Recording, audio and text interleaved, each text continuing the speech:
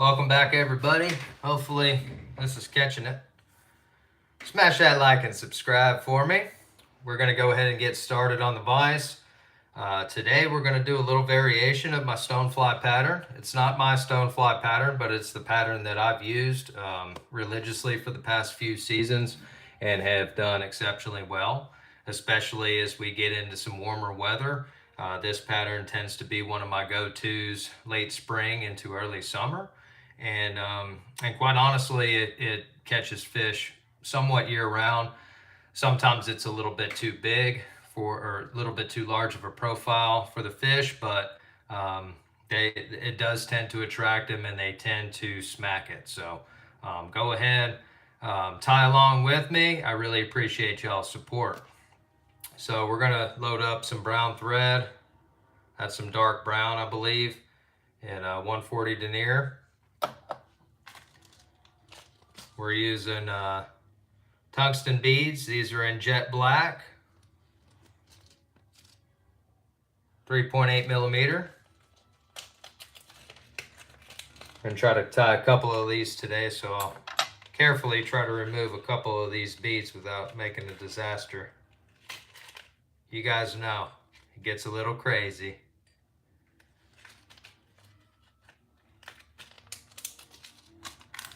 And then we're gonna grab our hook.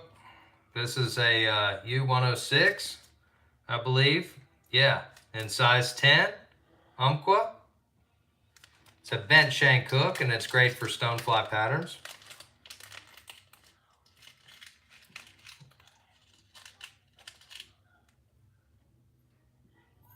Take a couple of them out.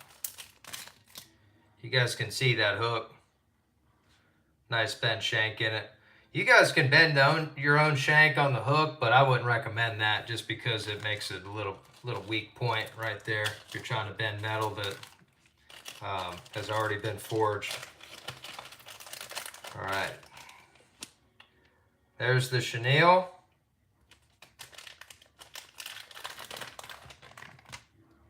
We're going to cut us off a strip of that. Since we're tying a couple up, there's already a strip in there, so we're going to use that. I don't know if we'll be able to get two out of that or not, but we'll give it a shot. And here's our legs. These are my favorite to use, my favorite color, pumpkin orange. You use your favorite colors, doesn't matter. You tie something that looks similar to a stonefly, and if they're eating a stonefly that day, they're going to eat your stonefly. It doesn't matter.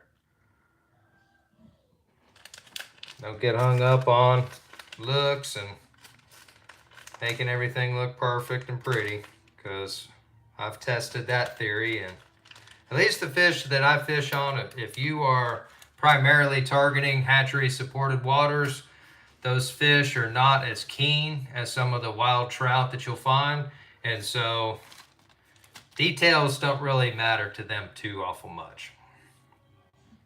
All right. We'll also use some lead wire in the 0.015. And then for our flash today, we're going to tie these a little different. We're going to use the flashback tinsel in large in black, and then the mirage tinsel in small in opal color.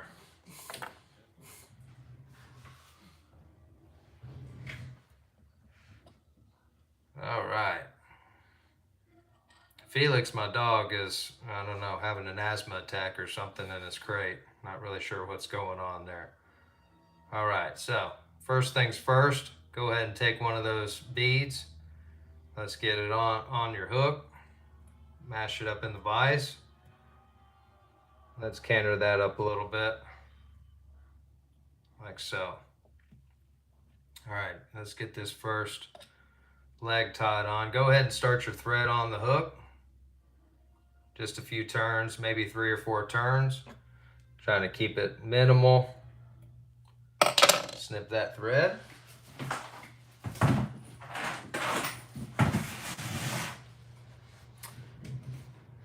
All right.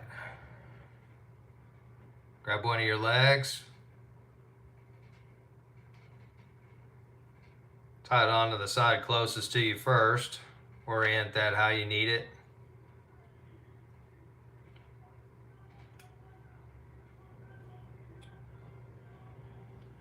few turns to lock that, and then let's start trying to get that other one on the other side locked in here.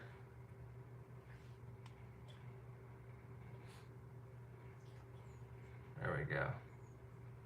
And just kind of each wrap, manipulate those legs. They stretch real well for you, and kind of get them in a position where you like the angle. There, that's good enough. And then let's whip finish that just a few times.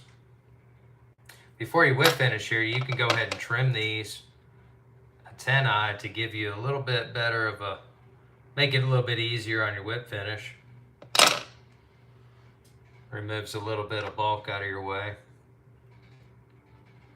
Let's just lock that down now. 3 or 4 times there, that's all you'll need. Cut that thread out. And this is where I like to take a little super glue. I say a little and then it just pours out. Really not sure.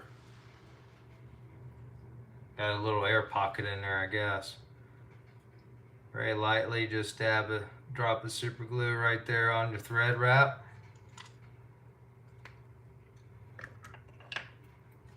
And then push that bead up. Nice. Looks good. Looks like a pair of antennae. All right, lead wires next. 13 wraps around the shank.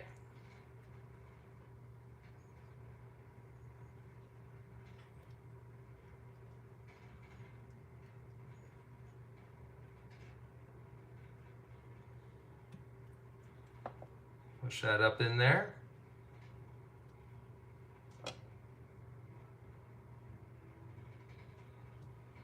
There. That adds a little bit of weight. Also helps hold the bead up forward. Get your thread again and start wrapping behind the lead wire.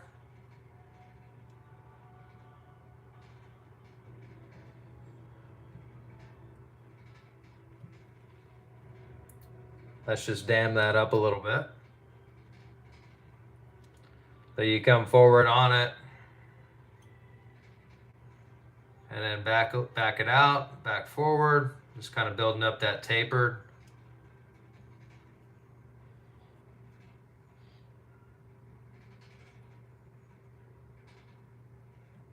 Right there. That looks good. And once it gets even, just go ahead and bring it all the way up, smash in some wraps. A few wraps up at the head. And then back down. Where's the back? This is when I like to reposition my hook in the vise a little bit. Snip that free. Bring our thread all the way back.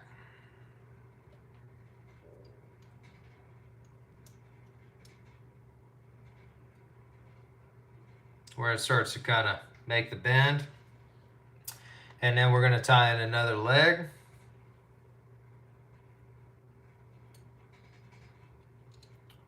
One loose wrap around. Go ahead and find a fixed point for that. Kind of rotate, there we go.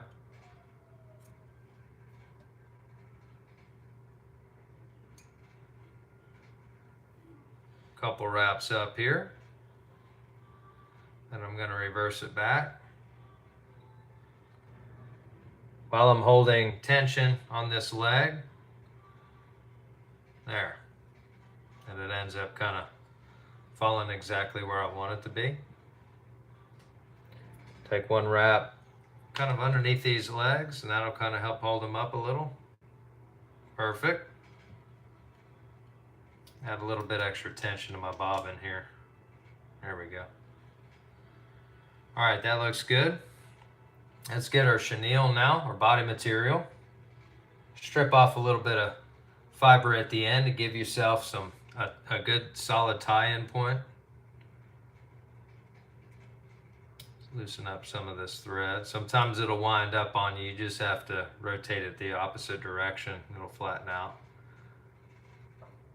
Get a better spot here. There we go. Sometimes wetting that end will give you a little bit better of a seal there.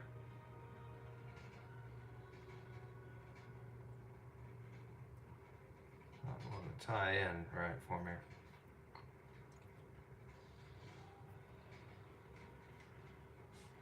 There we go. What's up? How's it going out there, YouTube? Smash that like and subscribe for me and tag along. You catch all the action as I reel it in. It's that simple around here. Oh, I am having a time with this one. There we go.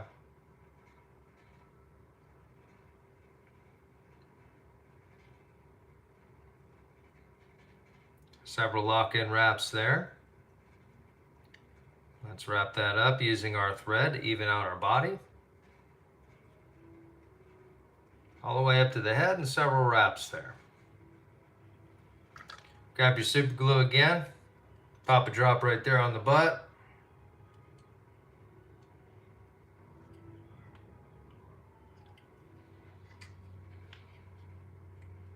There we go.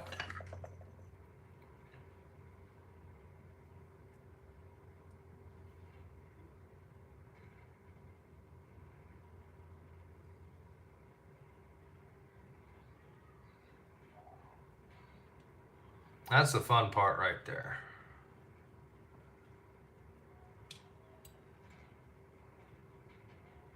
Pull that up a little bit. Let's lock in that chenille. Couple wraps in front of and behind. There. Then we're going to use our material holder there to just kind of keep that in and out of our way. You can go back if you'd like right now and trim off the tail legs here.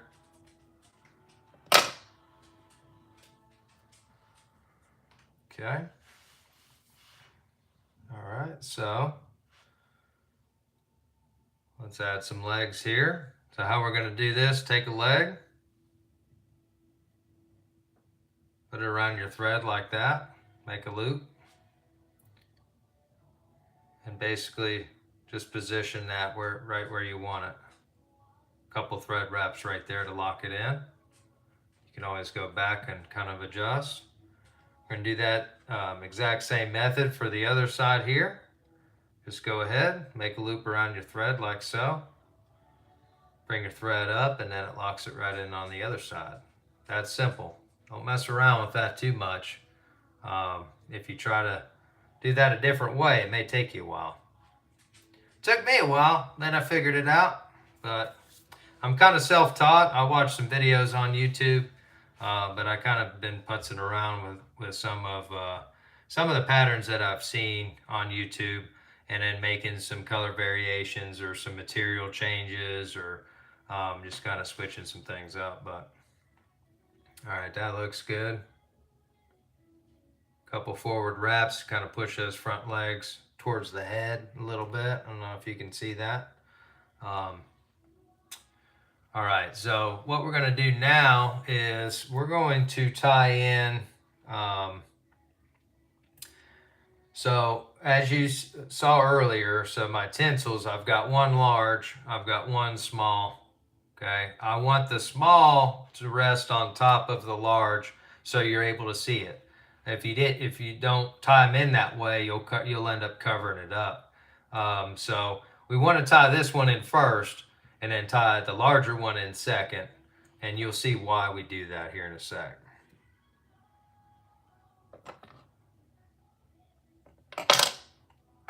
We just want that kind of a subtle flash. We don't want anything crazy and kind of take away from our natural pattern. We're just kind of wanting to put a little spot on here to try to tease these fish a little bit. All right, so do your best to try to get that tied in at the very top. Just like so. And we'll try to get that back behind the material holder here. We might have to get creative. There we go. All right, next, get the larger size here. Tie that in second. Now this is going to be folding over this way towards the head.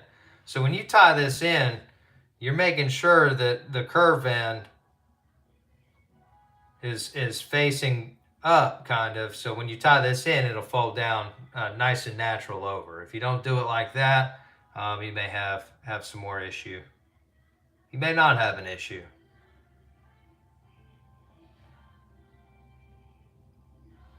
So I'm tying this right on top of what I just did with a few wraps there.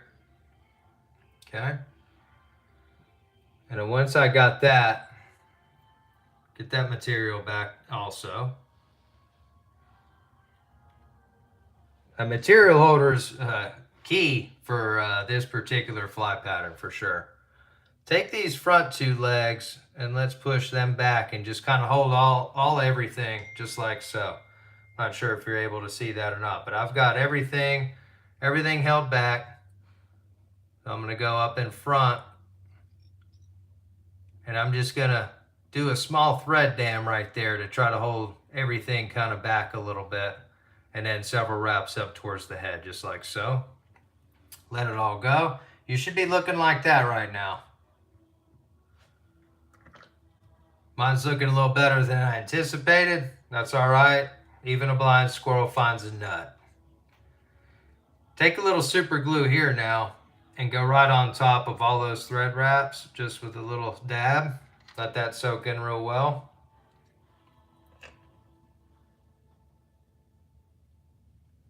Now, just get your chenille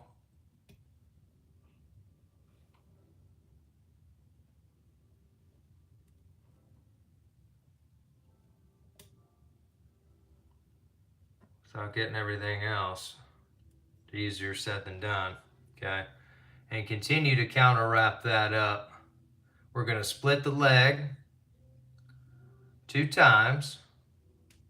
Kind of start building up a little bit of a body towards the front of the head.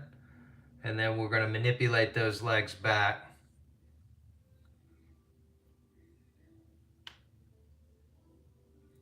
Tight touching wraps on these.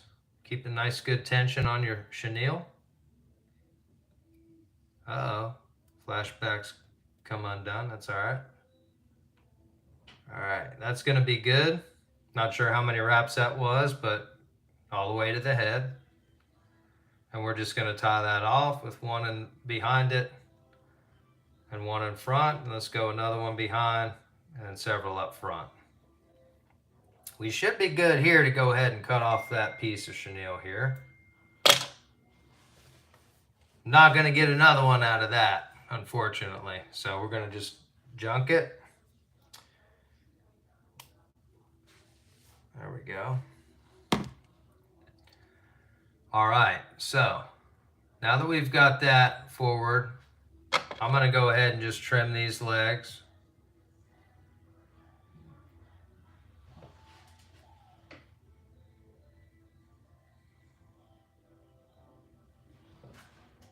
That's just getting some of that bulk out of my way there. And now what I want to do is I want to bring that black tinsel forward, right over the head, just like that. And let's tie that in with a few wraps. Trying to get a little tighter each time. All right, so a few wraps to lock that in. Now we're going to fold that back. Let's do a wrap or two. Now we want to snip that excess free as close as you can get it. Save that for future. Now let's grab our smaller opal tinsel, fold it right on, and you try to split that black as best you can.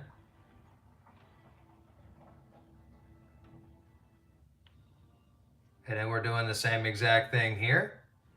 As we're holding tension, we're just going to do a few wraps. Right there. Fold it back on itself.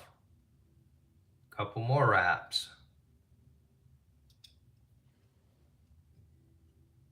There we go. you're good to snip this one free.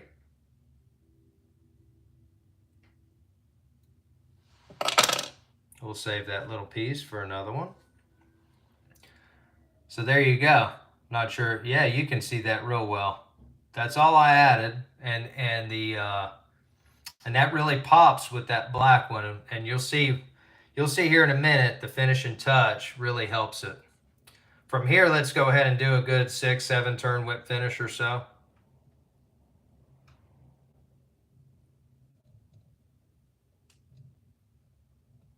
That's good right there. Snipping that excess free. Perfect. All right. Now for the finishing touch, it just really makes this fly pop well. Get you some loon fly finish and the flow. First thing I like to do is kind of canter that fly again, get a nice flat surface to work with.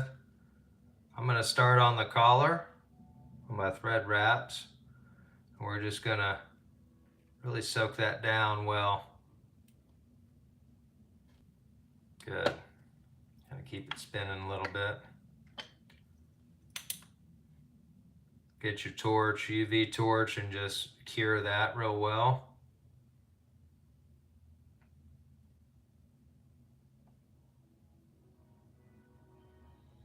Once you hit that that UV clear on there, it really turns that dark brown thread into black just about. Really darkens it up and kind of blends it in real well with the color of that bead. Now, we want to put some of this on the back part here, okay? You want to cover up the flashback tinsel, the large black portion that you tied in.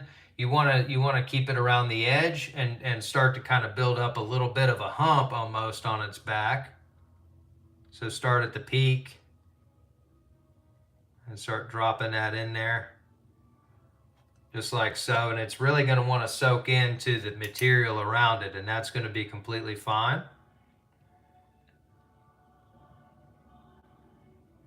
Cure that very well.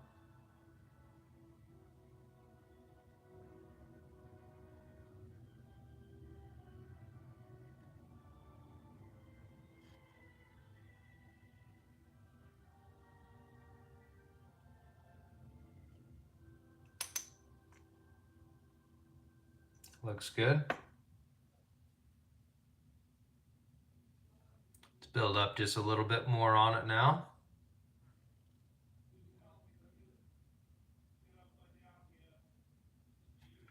Just like that. Another good long cure here. That should be it.